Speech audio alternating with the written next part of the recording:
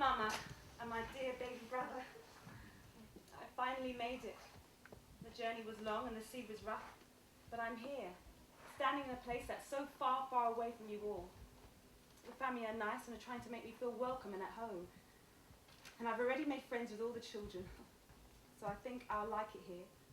I can't wait to see Pops when he comes and visits, and I promise I won't let you down. I'll keep him safe and write as much as I can. Anyway, I've got to go. I love you this much. Grace.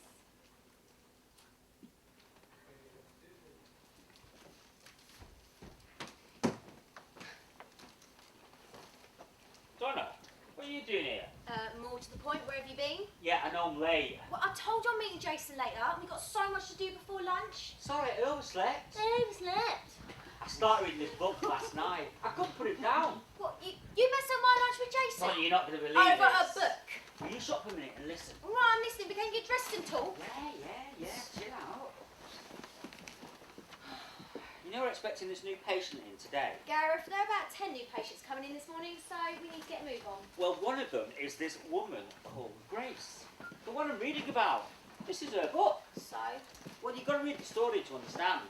What, she's famous or something? Will I know her? No, I doubt it. Oh, is it Grace Kelly? No, she's dead. Oh, she is well good. Well, this book should definitely be made into a film or a TV drama. It's got a bit of everything.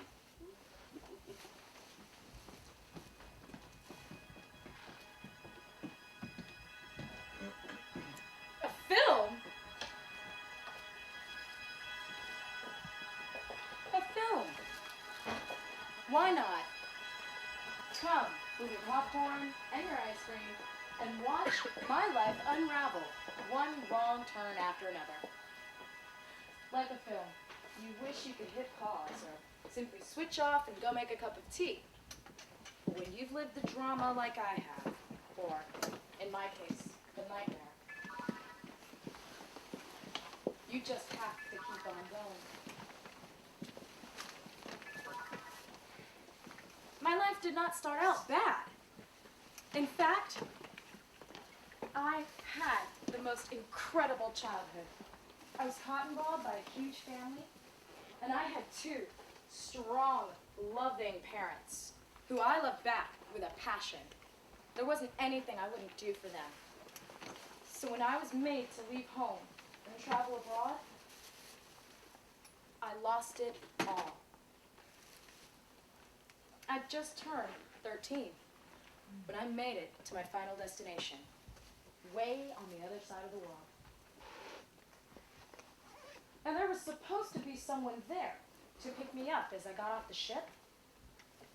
As I sat waiting, watching the sun go down, two bright red ribbons in my hair, shivering in a thin cotton dress and coat and matching shoes, no one came.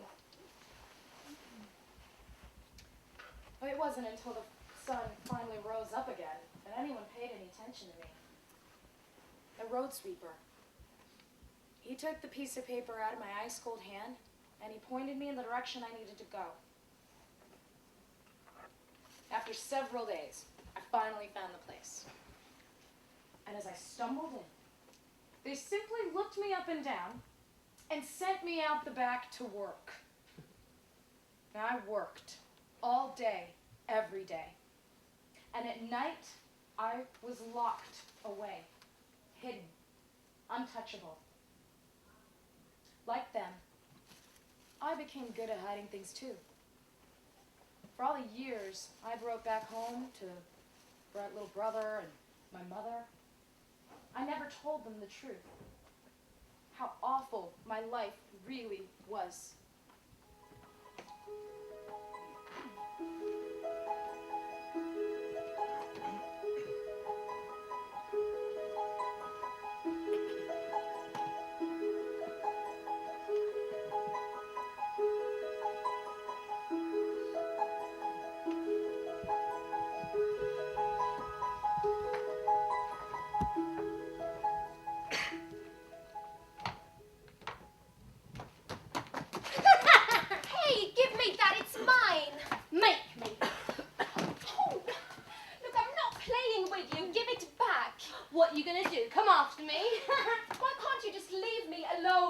because you're pathetic. Look at you rolling round in the dirt like a dirty little pig. I want my letter back. Can't you get it into your big fat stupid head that you don't belong here? So nothing here is yours. What you have, it's mine because you're my dirty little pig. If you don't give it back, then I'll... Then you're what? I'm not scared of you. Then take a step if you dare. All right. Dear Mama and sweet darling baby brother, I'm counting the days until Pops and I can return home. You won't recognise me. The family are teaching me how to walk and talk like a lady. I'm turning into a real woman. A woman? Don't you mean a pig? I'm still working on trying to find my fortune and hopefully will do soon. As always, I look after Pops whenever he comes to visit. Can't wait to hear about his tales at sea. Love you this much, Grace. A lady. You wish you could be a lady like me, but you never will, because you're a dirty little pig. Stop calling me that! You know, if your mother could see you now, it would probably break her heart.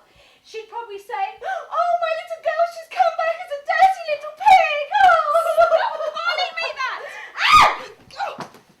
Get off of me! my letter! Get off! Ow! Give it to me! Have it! Have your stupid letter. Look what you've done. I'm going to tell my brothers and you, and you're going to get into really big trouble. I'm going to get you for this. There she is! Get her! Dirty immigrant! I'll set your hair on fire! Back your eyes out!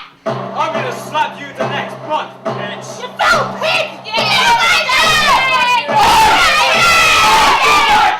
Get out of here! Miss, are you okay? Are you hurt? I'm sorry, I didn't mean to frighten you. I just wanted to know if you're okay. Can you talk? Are you in pain? Do you want me to get help? Stay here, I'll get help. No, don't. Please don't. But you're bleeding. It doesn't matter. Oh my God, look at your feet. Please, just go. What is this place? You don't understand. I understand about human decency and civil liberty. Leave me alone, please. I'm not going to leave you here. Look at you. You'll only make things worse. How worse can it be? They could have killed you. Look, it won't be for much longer. Just a few more months till Pops gets back. So these people aren't your family? Look, I only came here to look after my Pops. He's a sailor in the Navy, and we're here to find our fortune. You've come to this country to find your fortune? Yeah. Well, you're in the wrong place, because these people wouldn't know good fortune if you hit them between the eyes. How can your father put up with this? To see his own daughter treated like some kind of animal? He doesn't know. How can he not know? I mean, look at you. You look like an animal. And I'm sorry to say, you even smell like one. It's complicated.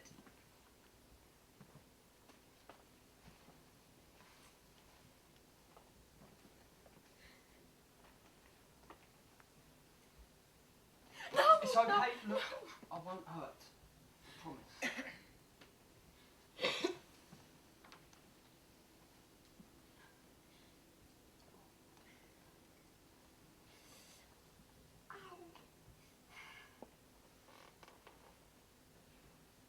Do you believe in fate? What's that?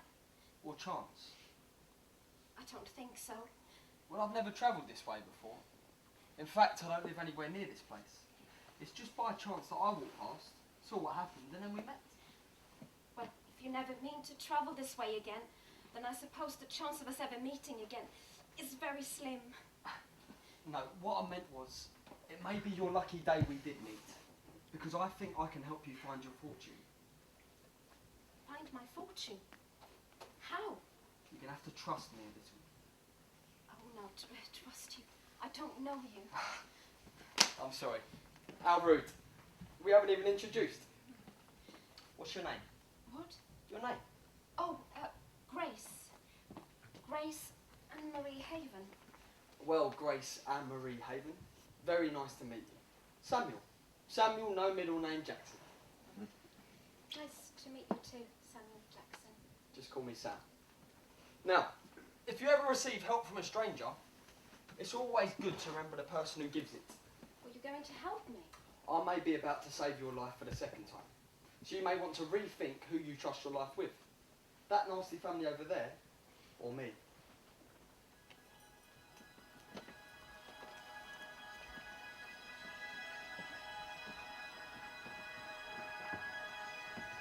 These people that I came to stay with, they didn't look after me like Mama said they would. I mean, they looked like me, but they didn't dress like me. They even came from the same place as me, but they tried hard not to talk or walk like me. It was as if they wanted to forget where they came from. So the harder they worked or beat me, the more satisfied they seemed to feel that I wasn't like them. For some strange reason, they all loved Pops. Whenever Pops would come to visit, all dressed in his military, they would all coo after him. Pops never suspected a thing, because when Pops was around, I was allowed to change my clothes, wash my hair, sit, eat, and sleep inside the house. But as soon as Pops left, I was back outside with the dogs. For love, you sometimes make great sacrifices. And there wasn't anything I wouldn't do for Mama and Pops. You see, they had a dream, and I had every belief in it, and I wasn't going to spoil it. Sometimes I wonder why I don't just go home and see my dad and the rest of the family. Because your dad's an idiot, that's why. You said so yourself so many times. I know, but I can dream, can't I? You call that dreaming? Oh, what I really want is to have my life story written about and then made into a film. Oh, I could be like that bird woman, nursing wounded, dying soldiers back to life. They'll be dead by the time you get to them. You never do any work. Or I'd well love to be an it girl. An it girl. Yeah, rich and famous. And the only way certain people will ever get to see this gorgeous face again is if it's plastered on the front cover of all the magazines. Just to rub it in. Yeah, why not? And I think if I had to choose, I'd rather Hello do an exclusive than OK. An exclusive on what? My life. Oh, I can see it now, the Donna story. By day, Donna sleeps off an hangover. By night, she downs 4 to 5 little white pills, followed by a big warm mug of rum and coke, topped by a big fat creamy split. Oh, you make it sound like I've got no life. I'm always hungover. Well, you are. All you ever do is talk about how much you drunk last night, so you don't need to do any work. Unless, of course, Jason's coming over. Then you're like Miss Speedy Gonzales. Not true. You forget, Donna, we've been working together for how many years? Oh, don't remind me. It's been like working with my dad. Always going on about my crazy lifestyle. But let me tell you, I couldn't be happier. Who told you that? Lord Bacardi and Dr. Coke? Oh, hardy ha. I know how to have a laugh, unlike you, Mr. Stay at home and read a book. Oh my God, you should see me and the girls last night. Imagine only 5 hours ago I was dirty dancing on tables. We're trying this new move that's come on, look. Release me, release me. Get off! Top! I was in stitches. Yeah, talking about stitches. Don't remember how you got that scar? No, but it's no big deal. Not what you said at the time. Oh, my life is over, it's ruined. It's nearly faded.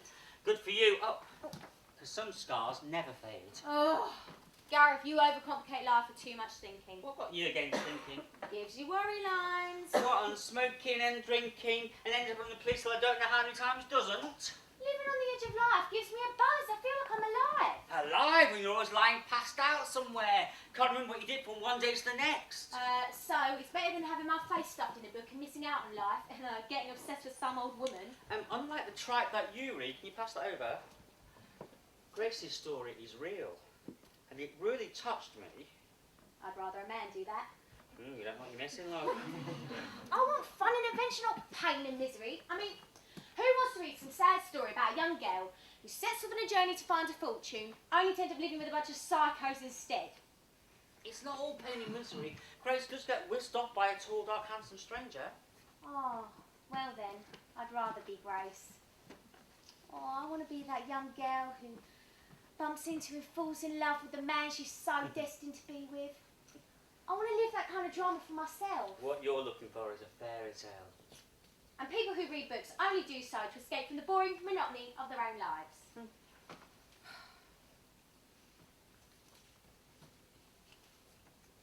Do you know what I think? Oh, careful, Donna. Your face might start to crack and you might start sprouting whiskers. I think you're trying so hard to convince me how bad my fun and carefree 20-something life is, when really it's yourself you're trying to convince. Convince myself of what exactly? That I should get out more, perhaps end my days lying face down in a gutter somewhere. Oh, come on, admit it. Most people your age want to be young again. I'm not interested in turning back the clock. Oh, yeah. No, I'm serious. I couldn't stand to live my life all over again. I mean, it's only now I'm feeling more confident, in control. Who wants to be in control? I just want to be free to have pure, unadulterated, totally intoxicated fun. But I do feel free. The things I used to worry about back in my teens and my 20s, I don't worry about now. Then why do you always look so uptight? Do I? Perhaps all those years of worry and stupidity stay etched into little frown lines. Nature's little jokes remind me of all things past. Or things that still hang over. Uh-huh. I've never noticed before. But you do have a lot of lines. Thanks, Donna. Can we get on and finish this room? What's yourself?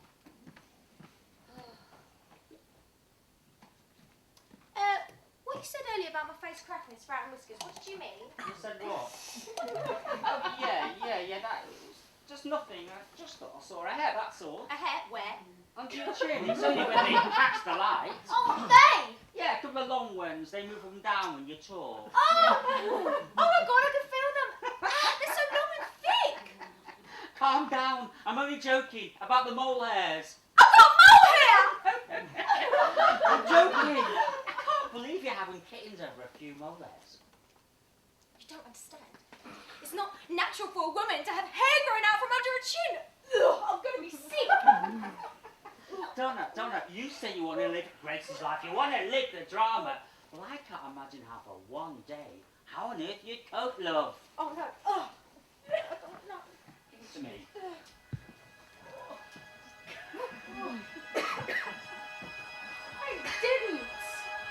I didn't cope. Only endured the pain and sickness that came with the thought of losing Pops. And as my thoughts raged and rattled like a crazed bull caged inside my head, all I could see, playing over and over again, was the look on Mama's face when I told her Pops was gone. Disappeared. I lost my Pops. How could you lose someone like that? How could I lose someone? How could the person I spent my whole life loving be there one minute and gone the next? No word, no warning. Just gone.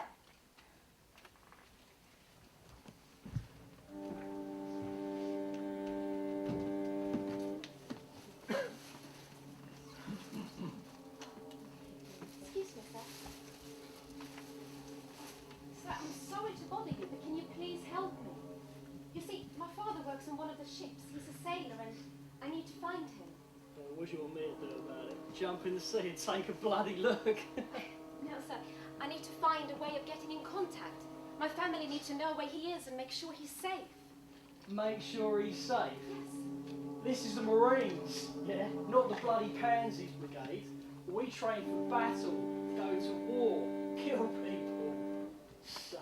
Yes, I know, sir, and I am really very sorry to bother you, but... Am I listening to a broken gramophone or something? You keep saying you're really sorry to bother me, but you really keep bloody bothering me. But, sir, if you have a family of your own, then you'll understand. I have been trying for months. This was going to be his last tour, then we were going home. Do I look like someone who gives a cock's arse about your bloody life story? Look, all I ask is if you can point me in the right direction. For what? This isn't a bloody family reunite service to be chasing every Tom, Dick and Harry who can't be asked to keep in bloody contact. Well, I wouldn't bother you if it wasn't urgent. Oh, urgent. Yes. Oh, so it's a life and death situation we're talking about. No, because that's the sort of things we deal with here. Look, all I want is to know where he is, if something's happened. And I'm not leaving until I get some answers. You want answers, eh? Yeah. And if I tell you, I'll go away, I promise. aren't I lucky? Well, if you really want to know what happened to your pops, maybe I can tell you. But then, what do I get in return? I don't understand. If you're going to play dumb, then don't expect me to play ball. Money. You want money? I've got money. Throwing money in as well, eh? That's my kind of language. No, look, his name is Gladstone, Sherwin Ridley Haven, and he loves it. Shh. Did I say you could talk? Because I prefer girls that don't open their mouths to talk. Yes, sir, I thought you said that I could tell. Will you shut the fuck up or piss off back home? Please, sir, I'm begging you. Okay, in my opinion, it can only be a case of two things. Either he's dead, Dead. or run off and left you. What with it being his last tour, he probably got scared, was enjoying himself a little too much, didn't fancy coming home to a nagging wife and bored of little brats, so he got himself another bird. Don't mean the parrot kind. No. Pops would never do that. You'd be surprised what being at sea does to a man. Yeah. Oh, please. Is there anyone I can speak to who knows for sure and can help me? Are you trying to say I ain't being helpful? Oh, no. Then you are questioning a senior naval guard's words. No, but there must be a record or something. You don't need no bloody record to tell you the bloody fact. It's as clear as my rugged handsome face looking right back at you. Oh, no, I just want the You truth. can't even deal with the fucking truth. Get your hands off me. Yeah, you piss off, you little sod. Grace? You? Oh, get off me. Nice to see you too, Grace. Well, I don't know if it's so nice to see you. Oh, what a thing to say to a man who just saved your life. What must be the third time? Save my life. Grace! Grace, what are you doing? Oh, God, I wish I'd never met you. What? Why couldn't you just leave me alone? Don't understand. None of this would have happened. You're not making any sense. If I say put, Grace, you calm down. get off me. Talk to me. What happened? Talking to you is what's ruined everything. Is this to do with the people you're involved with? I did try and warn you. People like that only spell trouble. No, what we were doing was trouble. It was all wrong, taking things that didn't belong to We us. took what we deserved. This country has robbed us, robbed me of everything. Well, you know, I only wanted to make my family proud. And getting my hands on so much money. But God, it was my ticket. It was my ticket back home. I had everything planned. It couldn't have been more perfect. So what happened? Where did you go? I couldn't find you. Well, I had to stay focused, didn't I?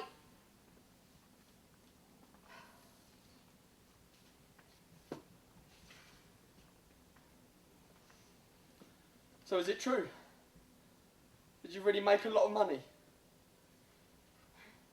Well, I had enough to buy a little bakery shop back home if I wanted to. Just by the harbour.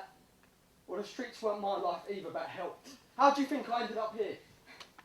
Now, I did everything I could, but it was all for nothing.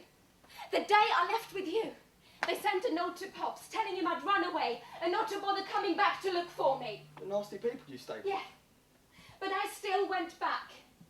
Sitting outside the house, out of sight, waiting just in case he did come back for me. So how did you end up here? Well, my Pops is a sailor, remember? And I needed some answers, anything. Look at his records. The military don't share their precious records with anyone, let alone people like us. Yeah, I know, but I need to do something. I can't just do nothing. Look, I know a lot about ships. It's what I train for. I know more about ships than the men they give the top jobs to. Well then, do you know the Madala? Before I say anything, you've got to know that this is top secret, confidential information. And you've got to promise never to say a word about this to anyone, unless I say so. Yes, I promise, not a word. Like most ships that set sail, not all return with the same number they leave with. And the Madala, that had the worst reputation. For what? Those that set sail on the Madala are more likely to die at sea than any other ship. Die! Keep it down. Look, things were supposed to get sorted months ago, but from what I've seen, they've just fiddled with the records. Yeah, but I don't understand. Put it this way, for a certain class of sailor, they don't keep a proper log. For some, their records get destroyed like they didn't exist. Yeah, but when you say a certain class of sailor... No, the poor ones, foreigners. People like us, with no family. No. I have a family, a huge one. And Pops had me. Well, the military are a law unto themselves. Maybe they thought you and your family wouldn't be a problem. You know, the type that don't cause a fuss. They can just sweep under the carpet. Yeah, well, if they thought that, then they're wrong. So what are you going to do? Take on single-handedly one of the biggest marine corps in the world? I'll do whatever I have to. You can't even get past a little man sat at first post. But I need to do something, Sam. I need to bring him home. Well, if you want my advice, if you want to find your pops or take on the military, then you've got to get smart. Work your way in from the inside. And I know just the right people who can help.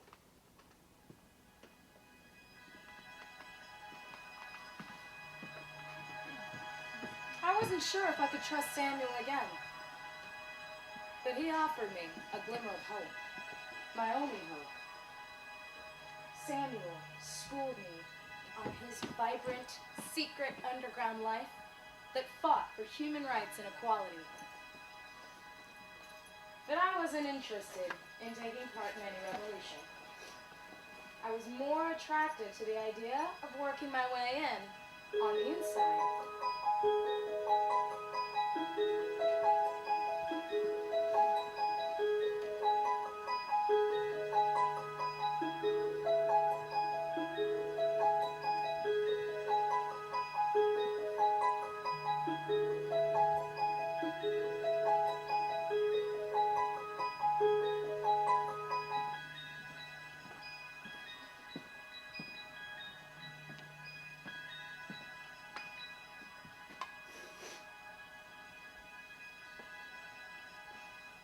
I can't breathe.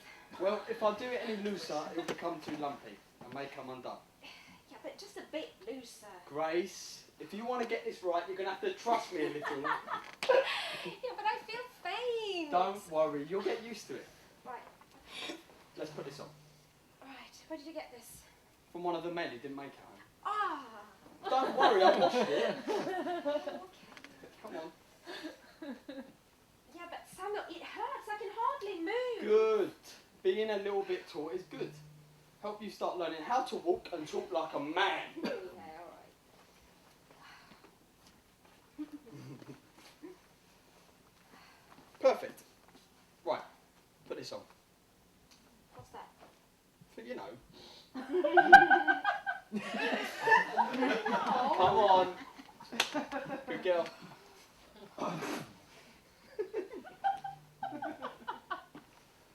Right, let's see ya. Oh, Samuel. Yes! Now we're in business. Right. Stiffen your shoulders. Right. Widen your stride. Yeah. Straighten your legs. Mhm. Bend your back a little. Now walk. Oh God! This is what it's like being a man. I'm so glad I'm a woman. That's because you're not doing it right. Oh. Needs a lot more. Yes, I know. Right. I know. Let's work on your voice. Now remember, your name is Adam Baker. Adam Baker. That's right, Yeah. but put a little gravel into it. Hello, my name is Adam Baker. Grace, What? are you sure you want to do this? But I know I can do this. I just need a little practice, that's all. A little. Yeah, And if you get caught? I won't get caught. Oh, come on, Samuel. Please, just help me get through this. And I promise I'll make it up to you. Well, if you weren't dressed as a boy, Yeah, then what? then I'd ask for a kiss.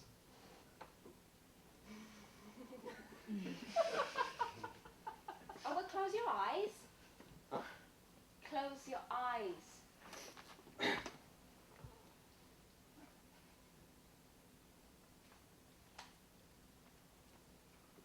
No peeking.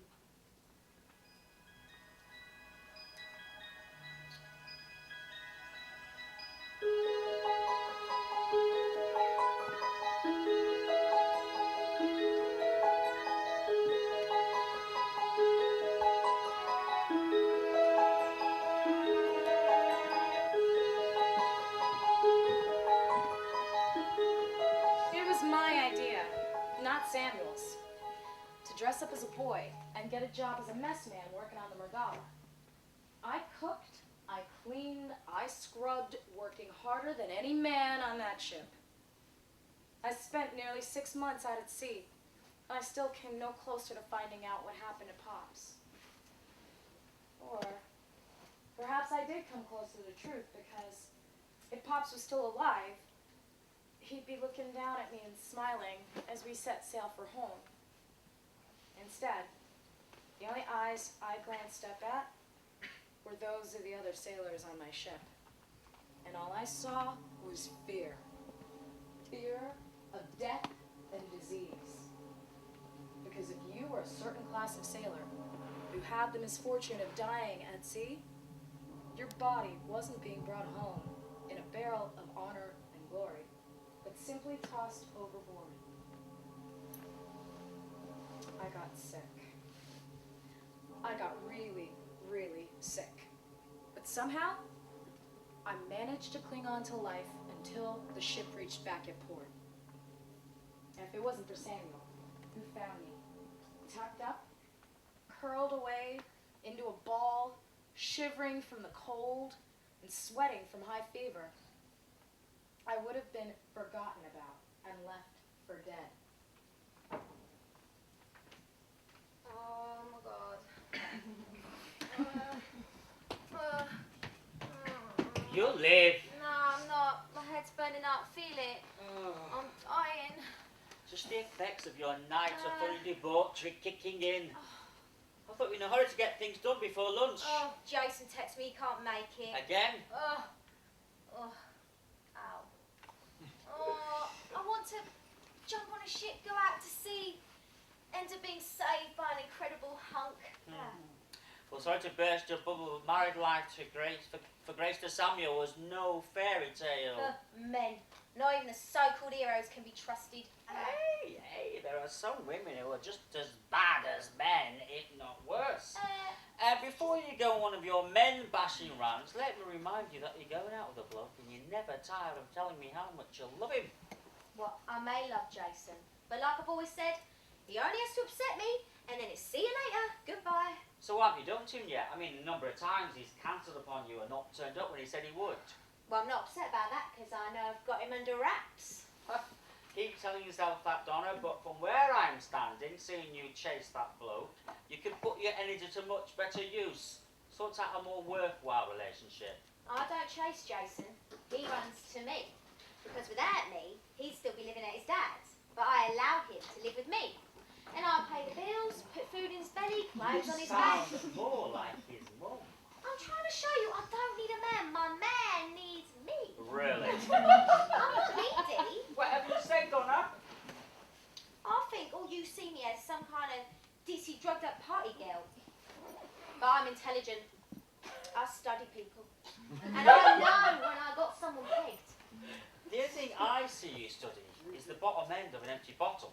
Gareth? And the only thing pegged is your brain. Open your eyes, can't you see he's taking you for a ride? You can be really spiteful sometimes. Yeah, well, it's the truth, and when I tell you, it hurts. We're supposed to look out for each other. Ever since you read that stupid book, you've changed. It's now Grace this and Grace that, like you want to marry her. Oh, you jealous now, are you? No. I just think you're sad getting so wrapped up with a character in a book. How many times? She's not a character, she's real, and her story really interests me, that's all. Well, I've had a hard life too, but you don't go on about that, do ya? What hard life? So, you don't talk to your mum, but on a day-to-day basis, Donna, your major life crisis is about the length of your whiskers. Grace's whole life was turned upside down. There you go again, comparing my No, life. I'm not, because there's no comparison. Excuse me. Sorry to butt in.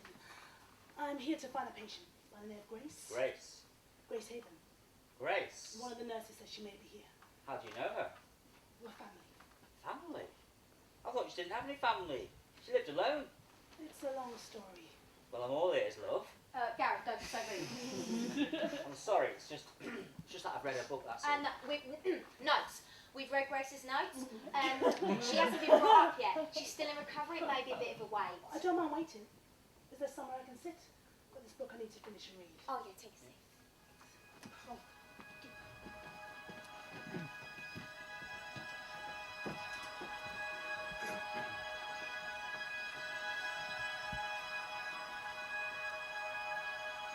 What is it about my book that makes people want to pick it up and read? Maybe it offers a way of escape. You know, from people looking at their own lives. They'd rather see someone else's suffering than look at their own pain. Or perhaps it offers hope. Yeah, that their life is really not that bad. It's funny how we all have our own story, yet we all share similar patterns. Tiny threads that connect us, make us human. Some achieve, others fail. Some swim, and others sink. And I sank all the way to the bottom. Getting married to Samuel did not help sway the tide. It only gave me a reason to stay in a place I so desperately wanted to leave. I wanted to go home, but I couldn't. I couldn't face Mama. After all the years I'd lied and dreamt up all kinds of stories, this was one story I couldn't rewrite. I didn't know how to tell Mama that I'd failed. I'd failed to keep my promise. I'd failed to keep in contact. And I'd failed to bring Pops home safe. And Mama's heart would break, and I couldn't bear to watch as, you know, I'd be stepping off the ship. She'd be there, her face smiling at me, looking on in anticipation for Pops to follow behind me, but there'll be no one there. Just me. So I sent a secret note. All I managed to write was Gladstone, Sherwin Ridley Haven, died at sea. I heard she died months after that. And then I fell pregnant with Samuel's child. And it was the first time since leaving home that I opened up my heart to love and happiness. Something that Samuel never managed to do. And he tried, but all I could do was appreciate his kind and generous nature. I didn't deserve him. See, Samuel was the kind of man who always achieved, even after everyone else thought he'd fail. And he never liked to fail.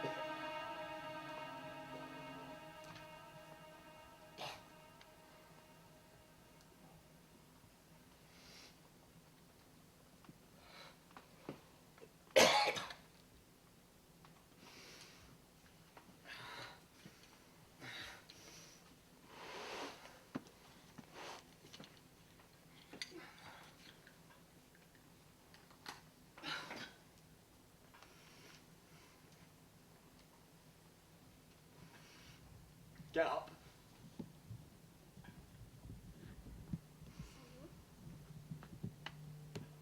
Samuel, is that you?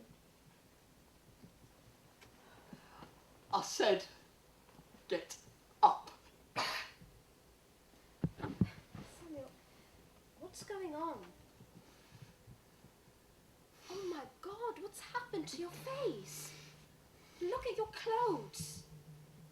Just pack your things. We need to get out of here. Samuel, stop with the games. I'm not going anywhere. Why can't you follow simple orders? My God, you're drunk. But not stupid. Always been able to see very clearly. Look, I can't talk to you when you're like this. You couldn't talk to me when I was like anything.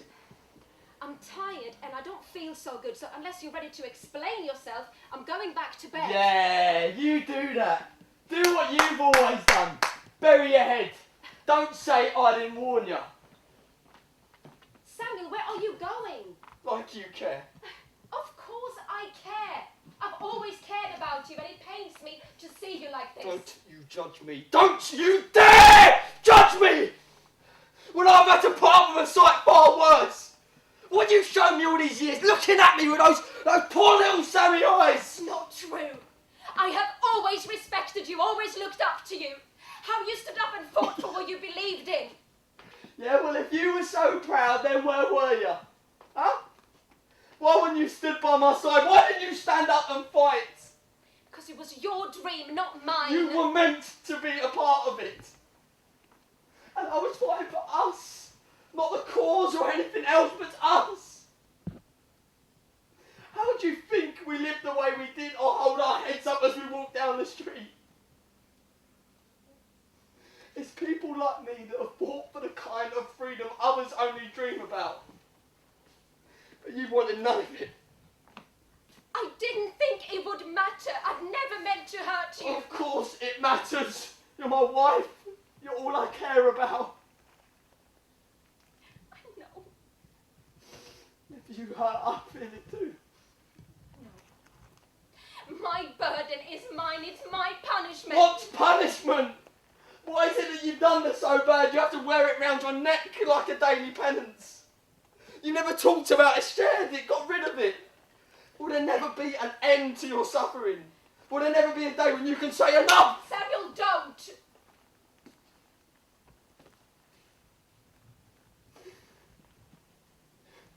You meant the world to me.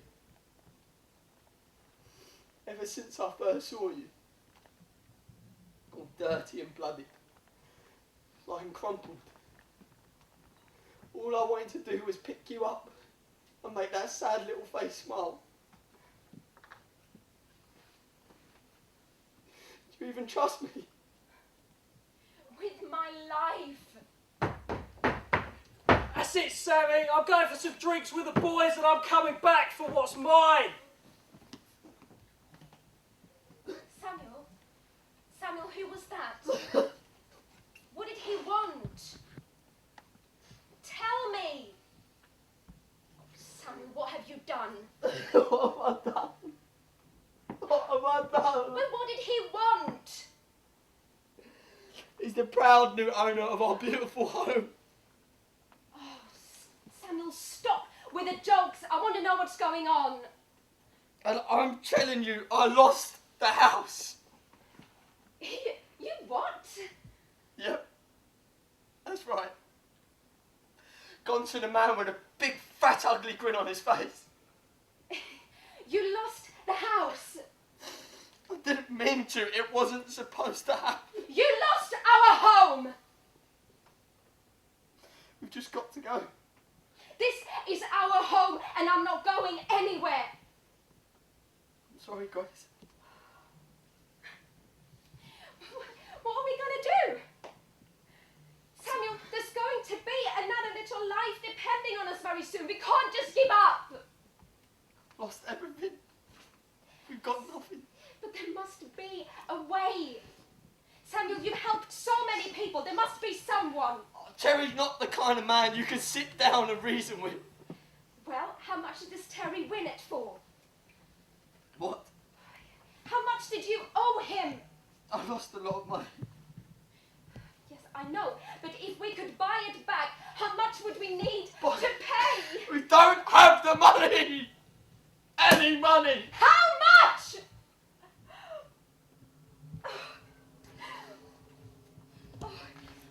Grace?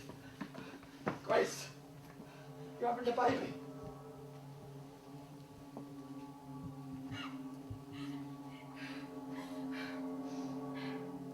Samuel, listen to me. Let me get help. I can't do No, this. no. I want you to go. Go. Go in the kitchen and look under the stove. There's a stone that's come loose. Pull it out and take what's there. Grace, I'm not going to leave you. Please, just give the man what he wants. Time's up, Sammy! I want you dirty little fucking foreigners out of my house!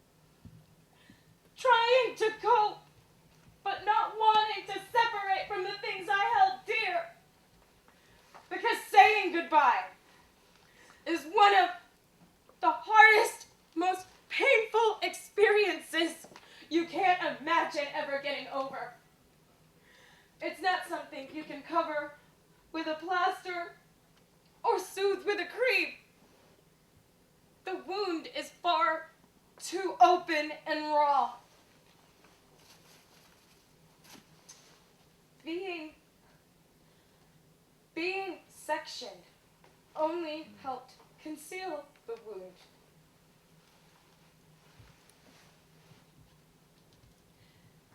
And for the first time, there was no going back.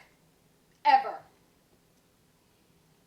Some call it a madhouse, but I called it a prison because it was no different to the cage that I'd been living in since leaving home and losing my family, my husband, my mind, but most of all, losing my only child.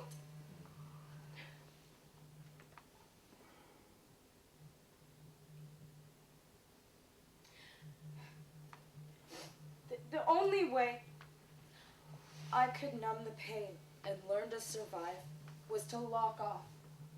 Like a light, I hit the switch. And darkness fell.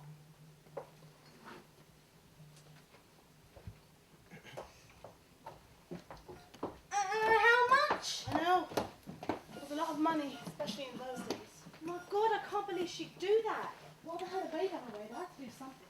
Yeah, but to give an alky all that money. An alky. Some people like to drink, but I wouldn't call him an alcoholic. He lost everything. They had a house and everything. I know. And sometimes I can't help feeling sorry for Samuel. He always tried so hard, but then when he lost his job, everything just seemed to go wrong. And that's when you know who your real friends are. Mum, why are you sticking up for him? It's great auntie we should be feeling sorry for. It was her who was left to get carted off to that madhouse after he legged it with all her money. You don't know that he ran off. Oh, come on. Samuel really loved Grace. And she was about to have his baby, so why would he take off? I know a lot of men who do that. Well, who's to say that he didn't get robbed and beaten and left somewhere to die? Do you remember that gambler guy, Terry? He was a nasty piece of work.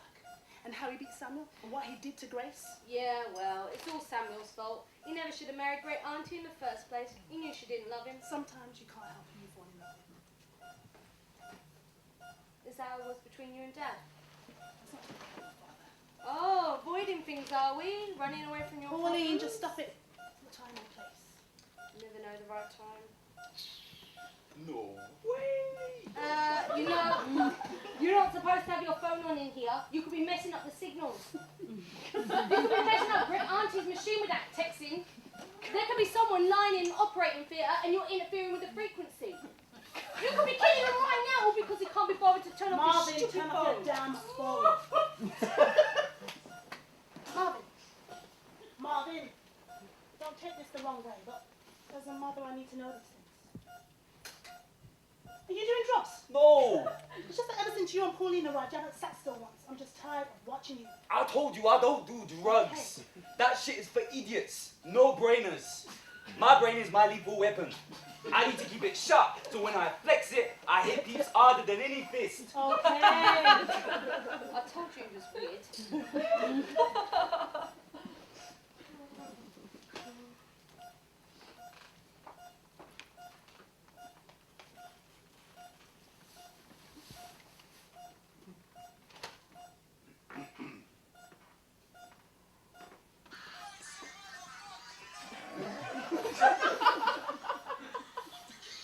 Marvin, you're really starting to annoy me. Turn it off. You're always in my business. I'm not troubling you. You're troubling Great Auntie with that douche, douche, douche music. I don't hear her complain. You idiot, she's asleep. So what's your problem You're then? my problem.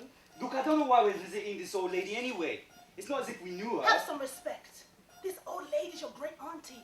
Great Whether Gramps we knew her- doesn't even want to know. Of course he does. Look how long he kept it hush about finding Grace or meeting that woman he was seeing. What woman? Gina.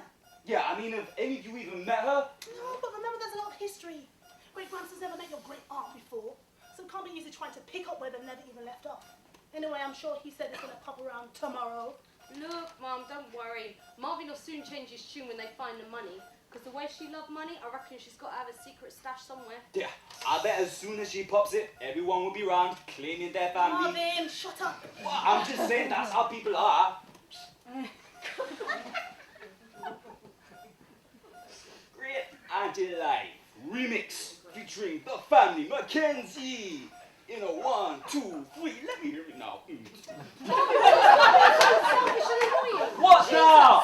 I've switched off my phone, turned off my music, so now I can't even chat. Marvin, just calm down. Why are you always on my case? It's her who starts Well, you're the one it. making a noise and annoying everyone. So when you two were nattering on about that book, you telling me you didn't make noise? We were having a quiet and civilized discussion. See?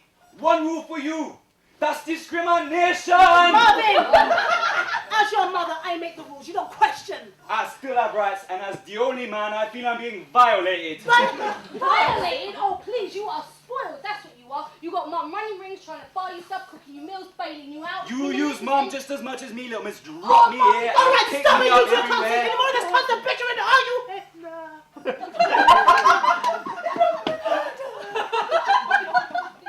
This is a hospital. People are here to get better, not made worse.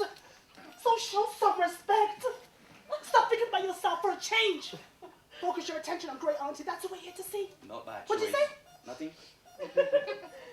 He said not by choice. Well, I don't need you to butt in, thank you. You both need to learn how to conduct yourself better than this.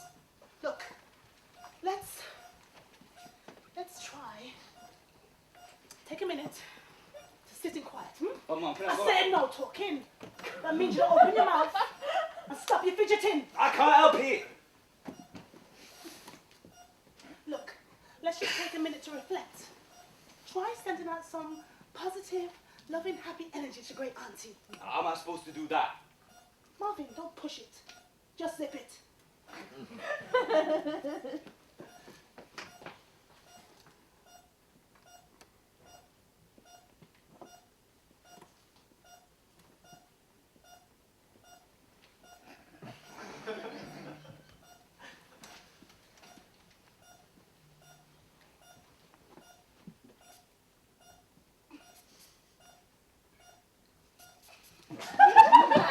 Good. Look how long we stay, because it's not like she's going to wake up. Marvin, what is wrong with you? You've been in such a weird mood all evening. I don't like hospitals. Shiny floors, the smell, sick people everywhere. And that beep beep machine. I won't see all those stupid dispensers stuck up all over the place. It's making my hands dry up. Look.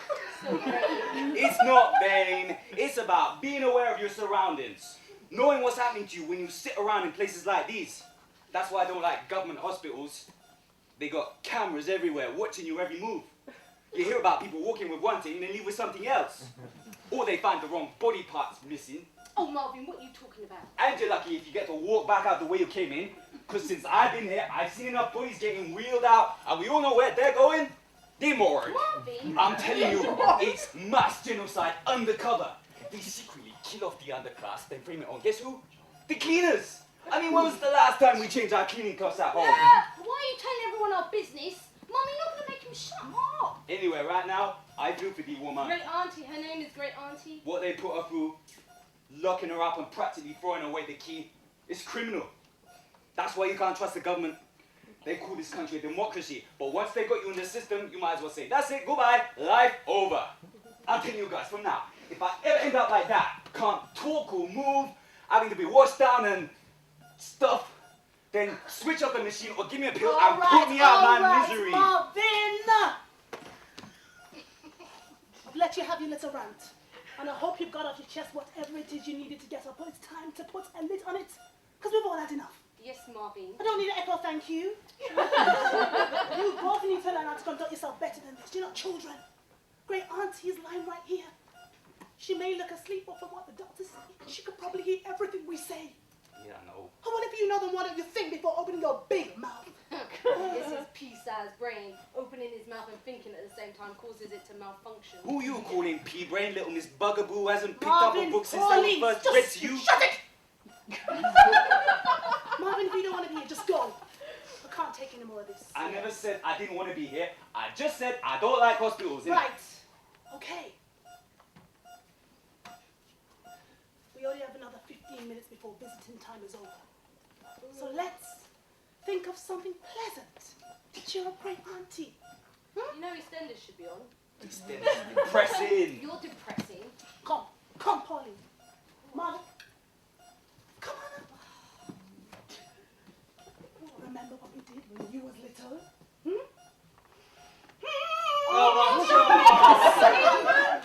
What's with the singing? Well, we've come all this way. Maybe she wants to hear about us. Find out what we're all doing. What's there to find out? Well, she's never met any of us before. Although she's probably thinking, thank God. But we could at least tell her a little something about ourselves. Our lives are so boring. We don't do nothing. Speak for yourself. What? You got a job at Super Drugs and go raving every weekend. That's what she needs to hear.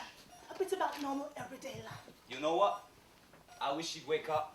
Because I'd rather listen to what she has to say. I know. Because she's how old? She's 93. Almost 100. That's a piece of history line there.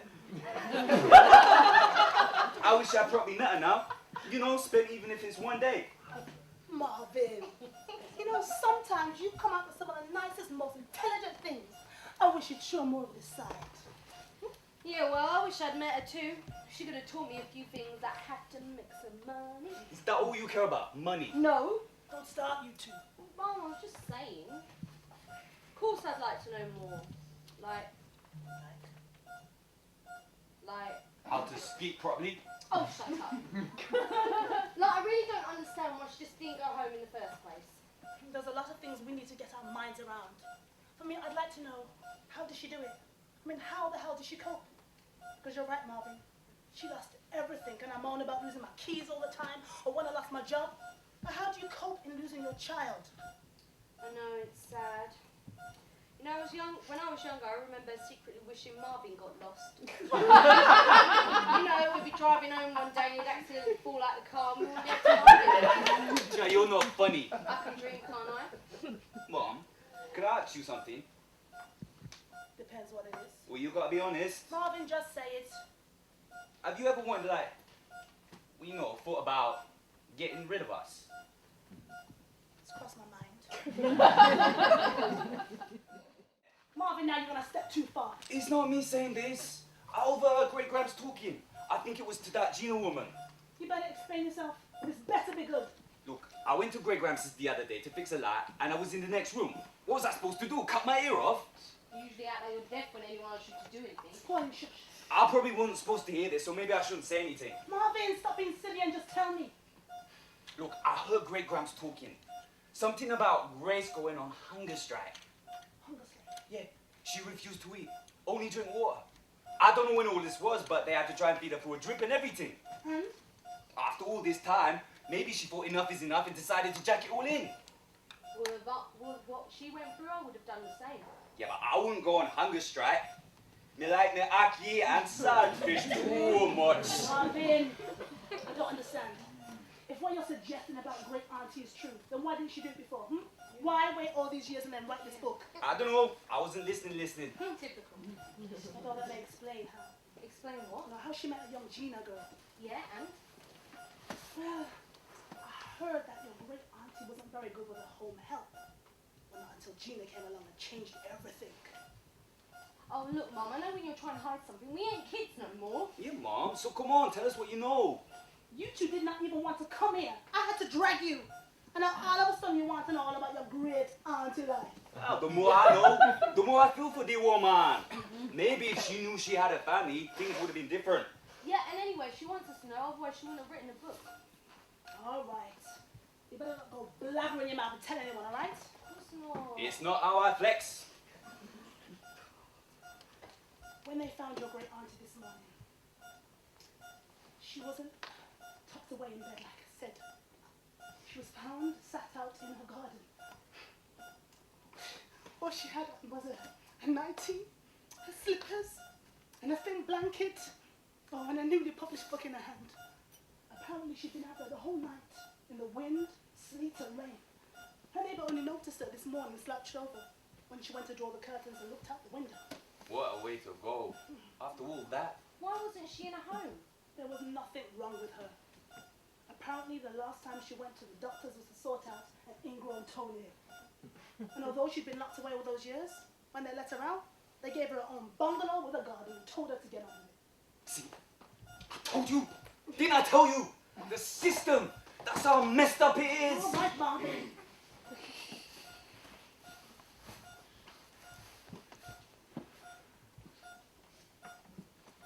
We better get going soon. Visiting time is almost over. Oh, I wish Great Auntie would wake up now. So she could have seen how many people loved and cared about her. That's a really sweet thing to say. But I think you've got to be able to feel love in your own heart first. Otherwise, it's hard for you to see, even if you're surrounded by it. Yeah, but we could have shown her. We could have made her love us. I suppose anything's worth a try.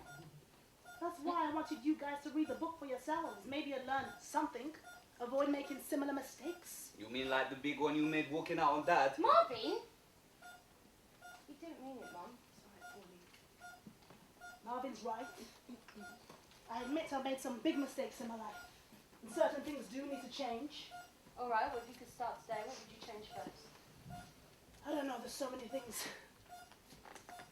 Not worrying all the time. Letting go. Facing up to things. Not being so hard on myself. The list is endless. Letting go of who? Dad? You lot, you're both wear me down. Yeah, you can't get rid of us. Yeah, Oh, we really? know our way back home. And even if you try and run, we'll get that Gina woman to hunt you down. You're so fierce.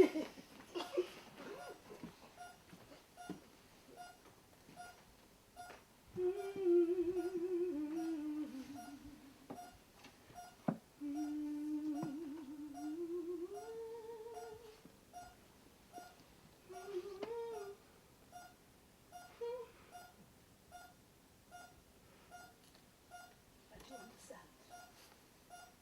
I know how hard it is sometimes. Look back. Pauline's right. We all loved you so much. Look, guys, I'm gonna pop outside and get some fresh air. I'll meet you by the car. Oh, Mum, I'm coming, wait.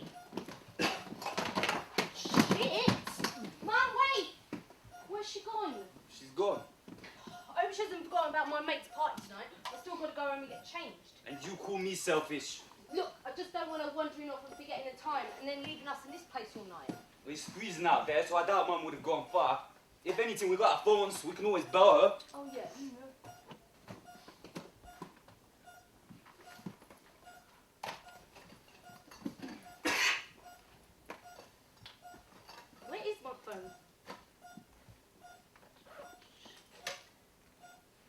Marvin, what you up to? You wouldn't understand. Don't be messing with Great Auntie's machine. I'm not. You know that thing's probably keeping her alive. This beep beep thing is driving me mad. And that poor woman has to lie there and listen to it all day. Idiot, it's supposed to beep. I know that, but it's so loud. No one wants to hear their life going beep, beep, beep, beep, beep, beep, beep, beep, beep, beep. It's bad enough knowing your days are numbered without being reminded. There must be a little switch somewhere to adjust the volume. It's a life support machine, not an iPod. I know what it is. I studied electrics. Yeah, so you keep telling everyone. Most machines come with certain adjustable controls as standard, including volume control. Oh,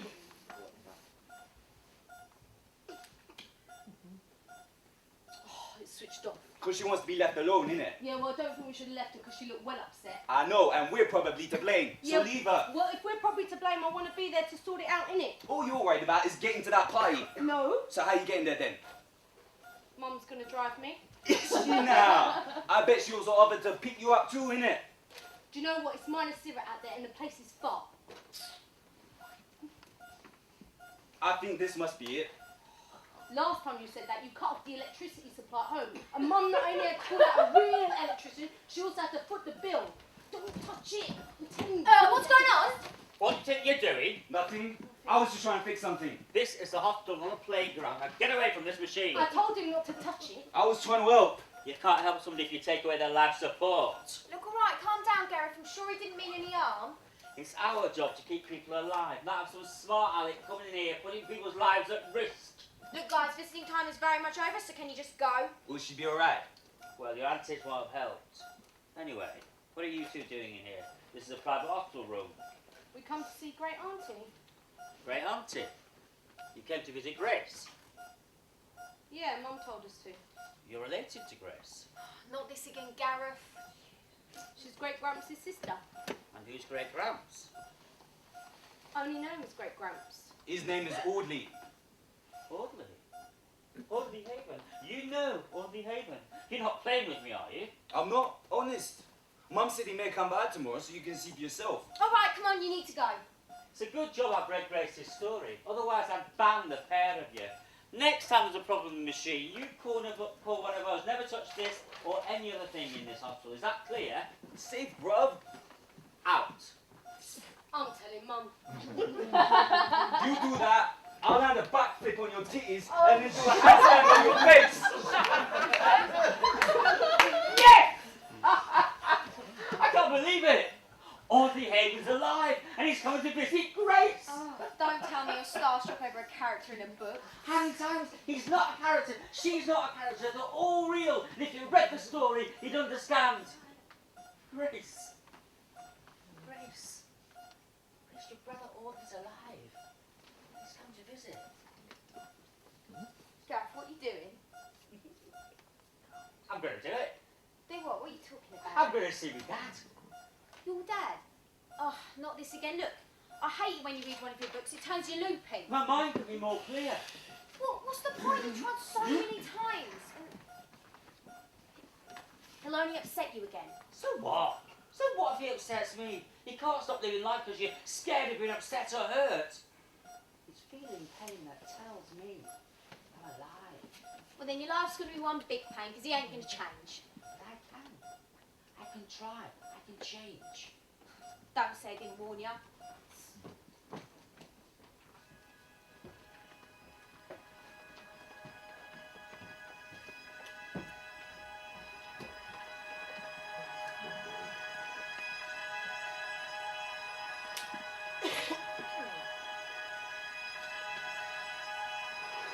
And despite what people may think or suspect, I never thought to kill myself.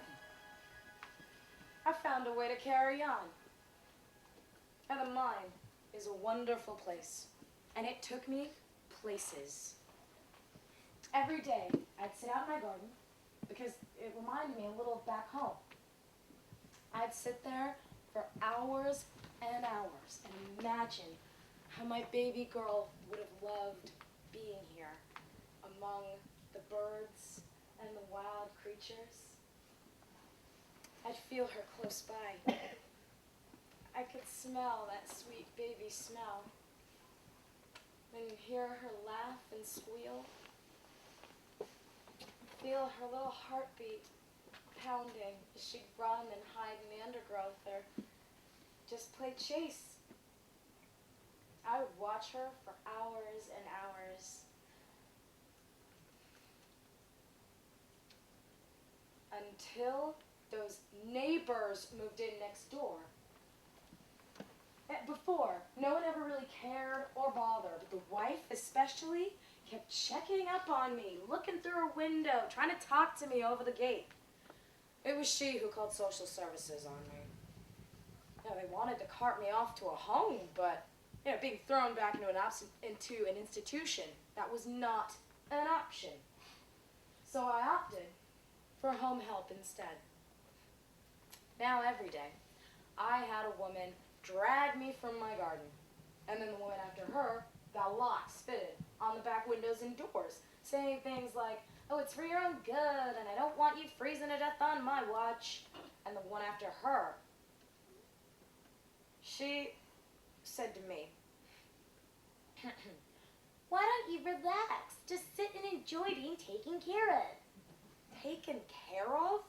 Every time she cleaned, she'd leave a trail of dirt on my floor, and the food she'd make me tasted like poison. So eventually, I stopped eating. Now, as I lay there, getting weaker and weaker, I thought to myself, this is it. My life must finally be over.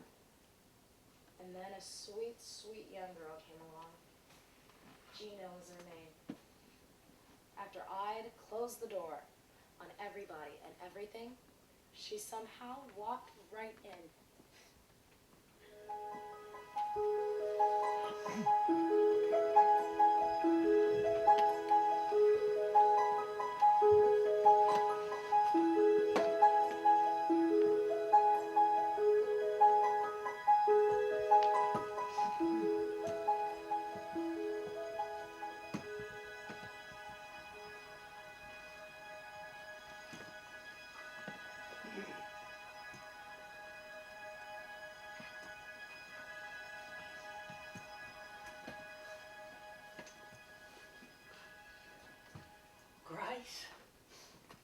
Grace, it's me. It's Audley. Audley? Audley Haven, It can't be. your brother. My baby brother. Oh, it probably seems strange thinking of me as your brother, but You've got Mama's eyes. oh, I can see you've got Mama's eyes And Papa's jaw. and Papa's jaw. I can't believe it. I can't believe I found you. After all these years. I'd even forgotten all about you. Then one day, a knock at the door, and it was Gina. Gina! You know Gina! Oh, since the day she walked into my life, she's been like a breath of fresh air. Like an angel. Oh, she came to tell me about a book. Oh, I was going to turn her away. I thought, not another daughter at all.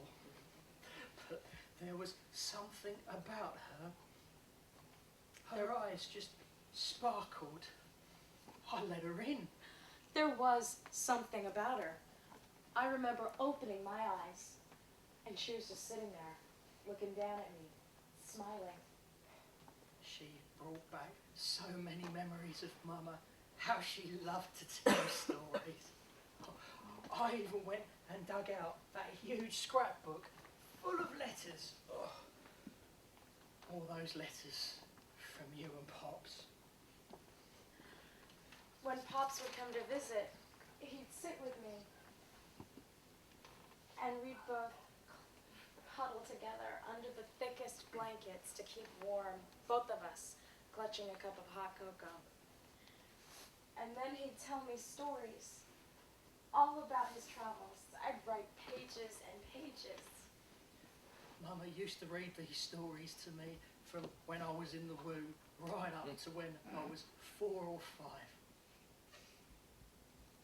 Then one day, she went quiet. She just stopped. Pops was supposed to come home. Finish the last tale of his sea life adventures. At first I thought it was because I was getting too old to be read to. But she stopped laughing as well. No matter what I did, no matter how hard I tried, there was nothing, just painful silence. It was as if these letters kept her alive. And when they stopped pouring in, a light went out, and there was darkness. I've known that darkness. I breathed it in. Her silence cut me deep. Her pain burned, scarred. I wasn't even born, yet the day Pops left, I felt him go. Never come back.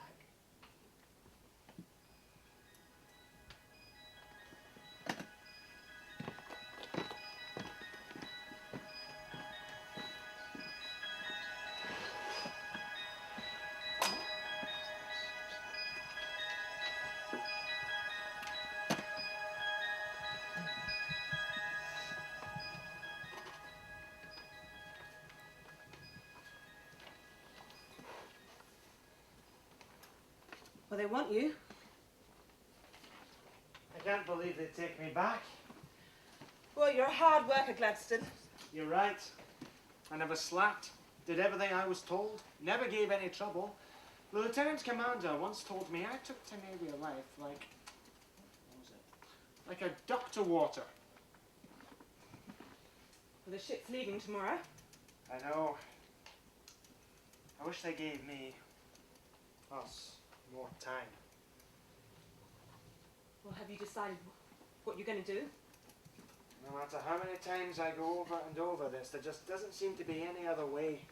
Not if we want all the things we've talked and dreamed about. But our plans have always involved us working together. And they still do. But Miriam, no one could have imagined a war like the one that's passed, or the changes that have and are about to happen. There are no jobs here, and people are tired and hungry and ready to fight. Look, times have always been hard. Not like this. Everywhere I go, I hear men talking of a revolution. Look, people are always wanting to shout or fight about something. But the war is barely over. Just give it time. All this fuss will pass. Times are changing fast. I can feel it. And I want to be in the right place when it does. But the right place is here at home with your family. Not sailing around the world fighting for a country that could even care less about I'm you. not fighting for them. I'm doing it for us. You're the only things I care about. We've got another baby on the way, and it pains me that I can't provide. Look, I don't need anything. I don't want for nothing. Miriam, by the end of the week, I don't know how I'll cover the rent or put food on the table. And what makes you so sure going elsewhere will solve all our problems? Look, I have heard too many stories. Why do you think our men are angry? They have been let down. People like to moan about how hard done by they are, but life's a battle, and you've got to fight for the things you want. And at what cost? Well, right now, I'm fighting for our survival. My biggest battle is to keep our heads above water. But I can't do that sitting around waiting for what little opportunity there is here. The war has opened doors. It's opened my eyes. Look, why can't we just build the same dreams here? I mean, this country has so much to offer. Just give it time, and we'll get there. Time's not on our side. Well, I'm not getting any younger. Look, all I'm asking for, all I need is just a few years, just so I can earn some good, steady money. Look, Gladstone, we have talked about this before. I never want to leave my country. I'm not asking you to leave. The right to stay. You get everyone around you. I can always send money home. And I promise, when I get back, we'll set up that little bakery we've always talked about. Build our very own home. Have more babies. More babies. Oh. Gladstone.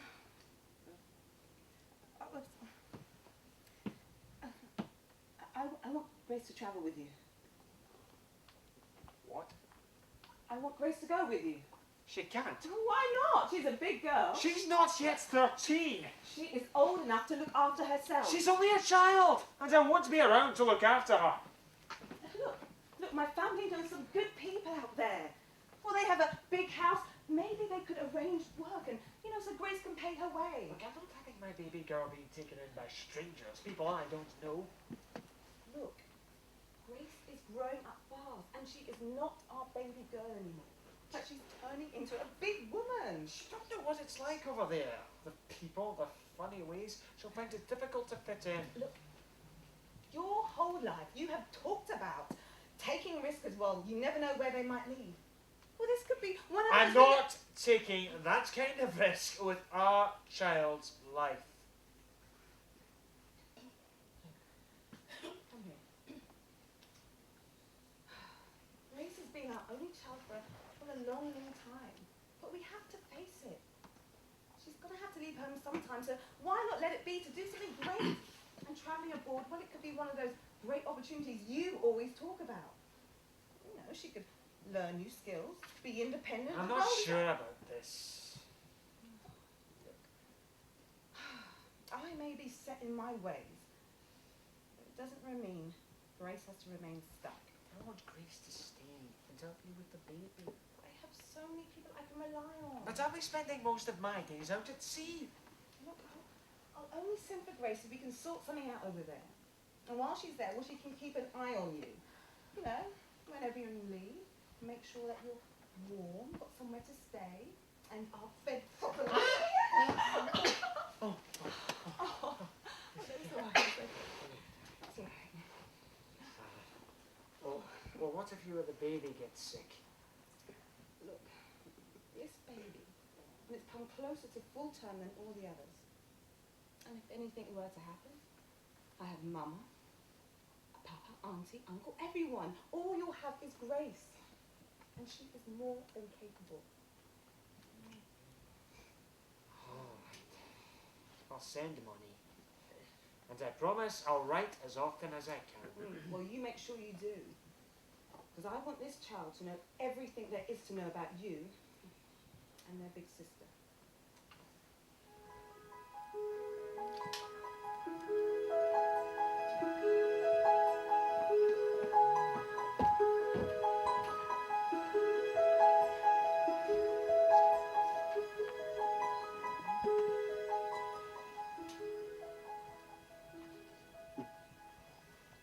Just turned 6 when Mama died. I turned 19. I only found out what happened to Pops when all the aunties came to take everything away, including me. They found a note. Mama left a little note, wrapped in cloth, sewn into her pillow. It said, Gladstone, Sherwin, Ridley Haven, died at sea. Oh God, I'm so sorry. Mama never told anyone about the note, so we never had a funeral for Pops. As for you, well, we heard nothing, so I suppose Mama didn't say goodbye either. I couldn't say goodbye. I never wanted to leave. You were just another one of Mama's babies that she lost. Me included, she cut me off. At the time, I pretended not to care. Hate filled any gaps. You have every right to hate what I did. It was wicked. Shameful. I couldn't bring myself to hate Mama, so I hated you and Pops instead. I held you both accountable for her death. It wasn't Pops' fault. It was mine, all mine. That's why it's been so hard. The thought of seeing you, going through everything I've been through. But with Gina, she was patient. She took me through it, showed me what you created. The final book. It was only meant to be a little scrapbook. It's a work of art. Drawing pictures and telling stories. Only after I'd been through the whole thing, I suddenly felt the urge to come and find you.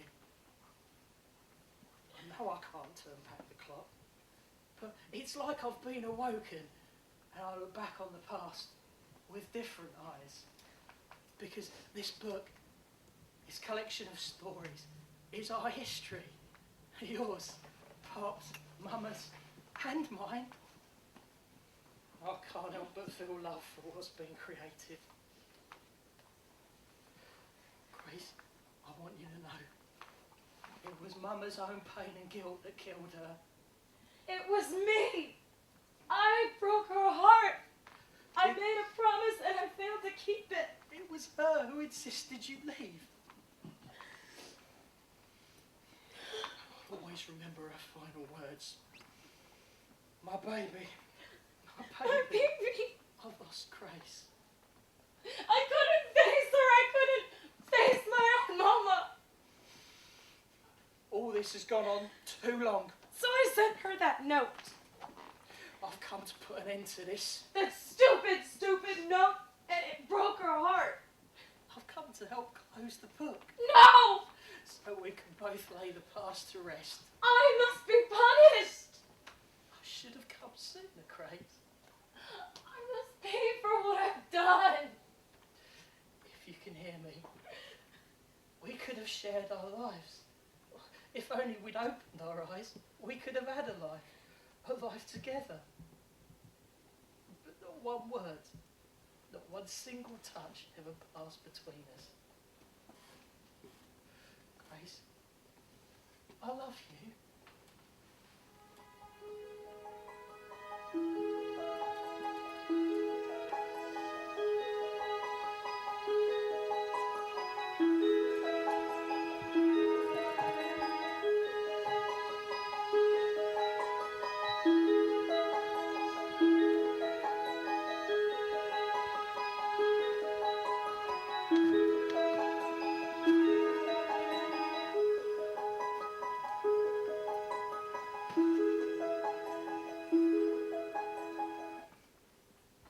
Time for you to go, and I think this little one wants to say goodbye. Well, I wasn't going to leave you out. I was going to give you a big kiss and a hug too. You know, I'm sure he can sense you're leaving. He's kicking like mad. Stop it, you. He? How do you know it's a he? I just know. Well, baby brother, I'll be back. So don't you get up to any mischief when I'm gone. Love you. Well, let me finish your hair. Okay, now, have you got everything? Yes, Mama. What about the cake and all the fruits? Yes, Mama. Remember to give that to the family, and don't scoff at yourself. Well, you've been good agreeing to let you stay with them. You know what I've forgotten to give you? Is that Mama's special brew? It's already in there. So that's everything? Yes, everything. Oh, Grace, don't be upset with me. I'm not. I just don't want to go. Oh, I know. But it won't be forever, I promise. Yeah, whatever you say. Look, some people give their right arm for an opportunity like this. You know, to travel the world and see what life is like. You never know, you may find your fortune. Or even a tall, dark, handsome man. Ooh. What? I can dream, can't I? I don't want to know what life is like. I want to be here at home with you and everyone. Well, then remember why you're going. I not only want you to come back a grown woman, but I'm giving you a responsibility as well, because I know I can trust you. Your Pops' job, well, it's so dangerous, and I worry for him. But having you there, it will help. You know, whenever he's on leave, he has you to come back to make sure that he's warm, fed properly, and make sure that you write. I want you to know that you both are okay. Yes, I will. All right, I'll finish with you. Let me have a look.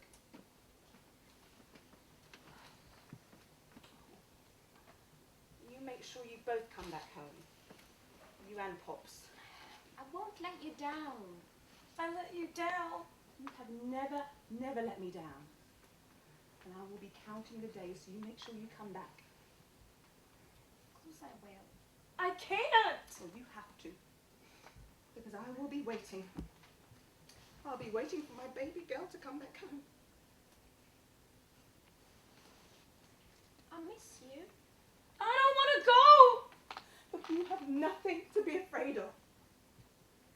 I will always be here. Always. I love you. This much.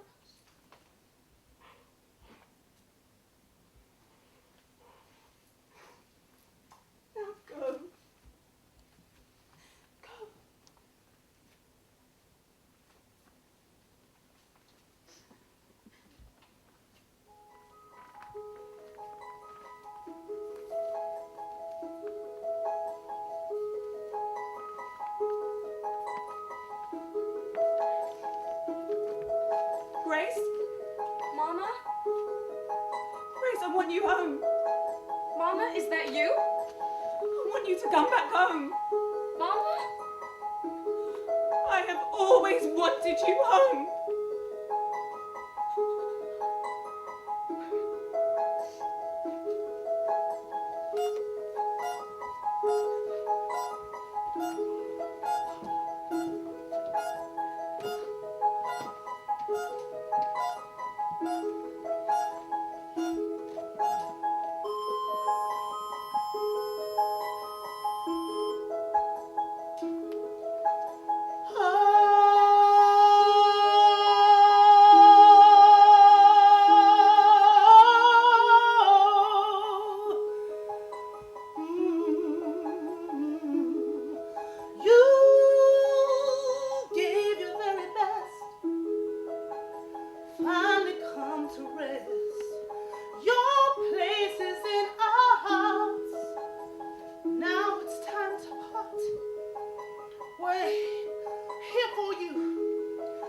To show you our love, standing up, walking strong, yet never to fall, with tears